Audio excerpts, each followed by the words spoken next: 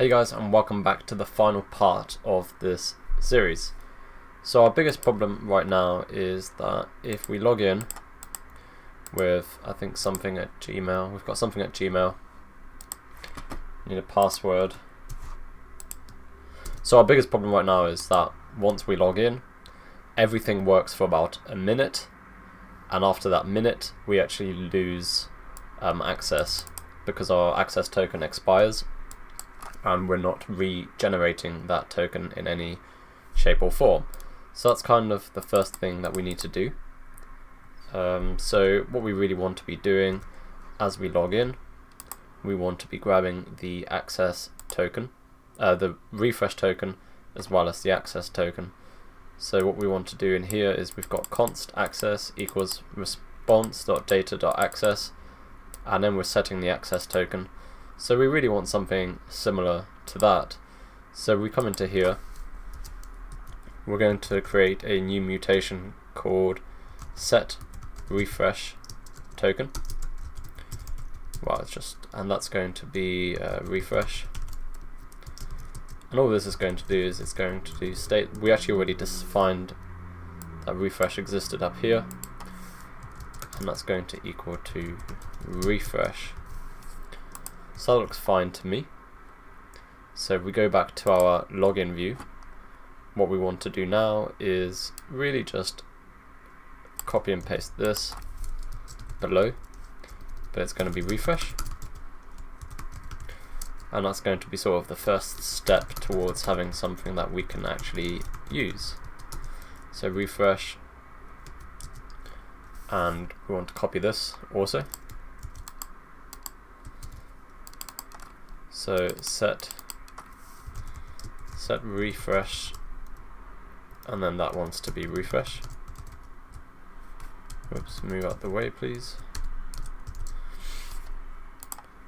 And we still only need our access token in the header. We don't really care about the refresh token, I think. This is for authorization. And we're also actually going to, just for now, so in case we refresh the page, we're going to do local storage set item refresh. So we're going to create a new token, and this is going to be the refresh token. So we should get all of this information now once we log in. So I guess we can try that. So we're going to log in. We're signed out now, as you can see, like it expired. We can probably go into our console. We haven't got any events there, so that's fine. So something at gmail.com. I'll grab the password. We're going to log in now, and hopefully there's no issues. We can go to our application now, local storage for this, and you can see we've actually got an access token and a refresh token also. Now they probably look similar right now, but there is a point where they become different. I don't exactly remember what's in the refresh token, but it's slightly different. But it looks like it also does include part of the access token, and the access token itself is split into different pieces of information that I don't know off the top of my head, but you could look it up. So we've got the access token and the refresh token now. I don't know if it's been a minute. No, I guess this will just disappear once we're out of time.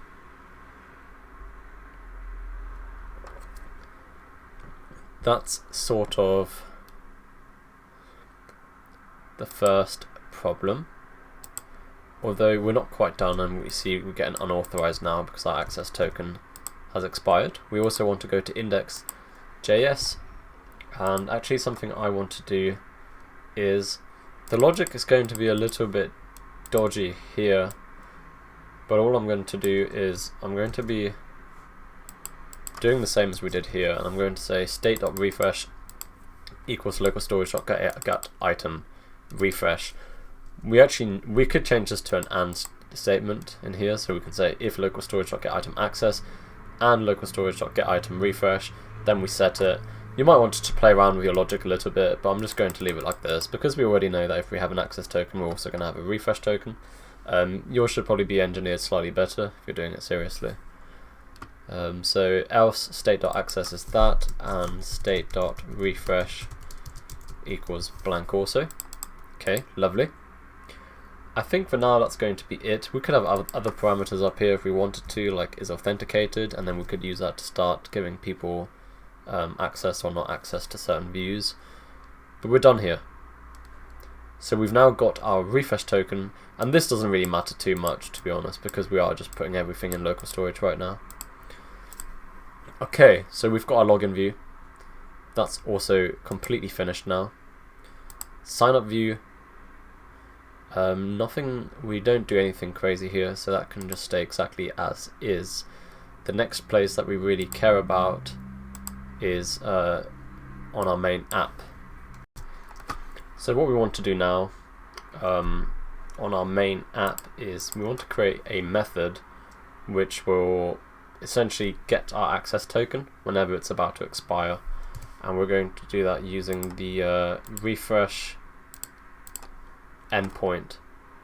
So here all we have to do is we're going to post our refresh token, and our response is going to be an access token. We've actually done this. So set refresh token get new access token. So what we're going to be doing next, and we're going to do that in here. So we're going to create a new method, and actually we will want mounted to. So mounted basically allows us to call a method as soon as we sort of refresh the page or land on the page. So that's quite useful, and I'll leave that like that for now, and then we're going to do methods, which is going to be, we're going to call it get access. I've already tested it once, playing around with it a little bit, but it was last week and I went away. So const, we're going to call it access with 2 S's hopefully, data, and this is what we're going to be sending with our request. This is just a dictionary, and it's going to be our refresh token, and that's going to be this.store.state.refresh. So remember we set that earlier. You could just use the local storage also, and then we're going to make our Axios request, which is a .post, and the endpoint is going to be API v1 JWT refresh. That's on the JWT documentation, and we're going to give it the access data, which is just our refresh token. Wonderful. And then this is going to give back to us the refresh. The response is going to be our access token, like we just saw in the documentation a moment ago. So we can just say const access equals response dot data dot access. We've done something similar before, and we want to basically set this item in local storage, and that's going to be access, and that's going to be access, which we've just set, and then this dot store dot commit set. We can probably do that. Set access and access. I'm using my second monitor a bit. I'm cheating because I've been away all week. I couldn't remember what I was doing. So we've got this .store.commit set access token, and then the final thing we really need to do is .catch error console.log error. That's all we want to do. This looks pretty good. And the other thing is, so right now what's going to happen is the second we load our app, so we log in, we refresh the page, this access get access is going to be called if we put it in here, but we don't really want that to happen. We want it to be called initially, then we also want it to be called on a loop, because right now it expires after 60 seconds or something. And we can use something called set interval, which looks like this actually.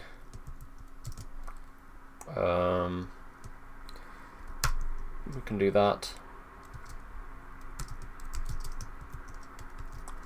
And here we're just going to say this.get access, and this actually has a parameter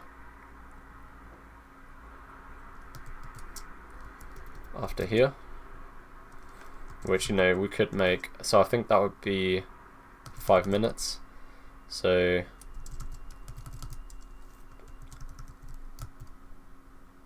I think that's, we need to play around with this. I think this is 5,000. That might be 5 seconds. So we might want to make this like an extra 0. We'll have to play around with it. I honestly don't remember. If we can play around with it though. Let's just keep it at 5,000, and then we'll be able to see if it's every 5 seconds. And we've got an error somewhere, because this wants to be closed, which means one of these is incorrect. So should we see how this goes? We probably want to check whether anything is going really wrong.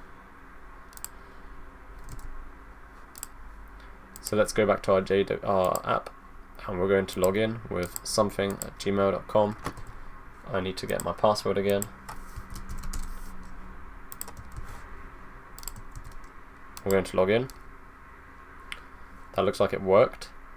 So we're actually signed in, and we now should see every 5 seconds something happening, which doesn't seem to be happening. What we really probably want to be doing is just console log in this, just to see what we're doing. Let's console log after we get the, so console.log our access token, and I'm just kind of playing around with it here, and we're getting this super quickly. So we're making loads of requests. So I think 5,000 is in fact 5 seconds.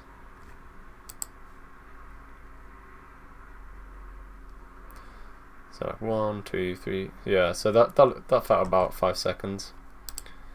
So, you know, if we wanted to do 60 seconds, that would be 60,000, like so.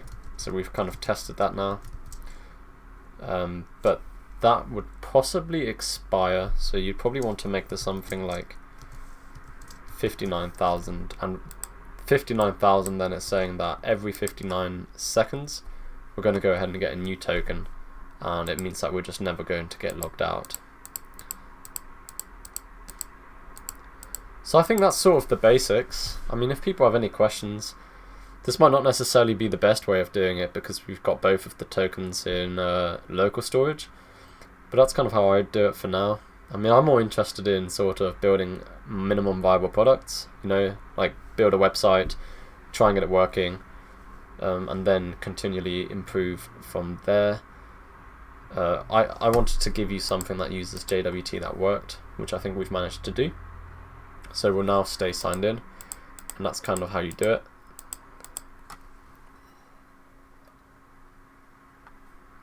Which is nice. One thing that I'm a bit concerned about, so I guess once we're I'm not sure how, if this refreshes here once we refresh the page, or whether this is going to call every, regardless of what we do with the page refreshing, whether this is going to get called every 59 seconds. For example, what happens if we wait for 30 seconds, then we refresh the page, and then it takes, actually no, because I think this will get called. Yeah, so we really should play around with this a little bit more. But I think that's going to be it for this series for now. I'm trying to think what improvements we could make. There is an improvement you could make straight away if you don't want to have both of the actual access token in local storage and just the refresh token. So we could use the refresh token every time to grant us a new access token, and never actually have the access token in local storage. So the flow for that would essentially be, let's see, yeah, the flow for that would be, we would log in, we would get our access token, and the access token would not go into local storage, it would just be stored here. Now we would lose that token immediately if we refresh the page, and what we would need to do in that instance then is we would have the refresh token in our local storage, and that token would make a request to our server, well, we would get a new access token, and then we would use our access token and set it into our state. So that's how we would do it. So you can play around with it a little bit, but that's kind of the flow.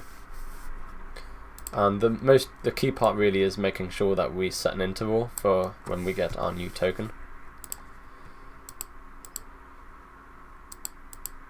So we have actually failed.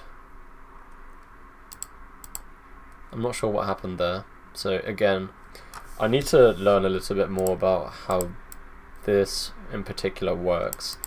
So something that we might need to do is decrease this time. I'm kind of just thinking on the spot here. You've probably gone by now, but that's kind of what we're going to do for this video. So hopefully that was somewhat useful, and feel free to ask any questions if you're still here, and thank you for watching.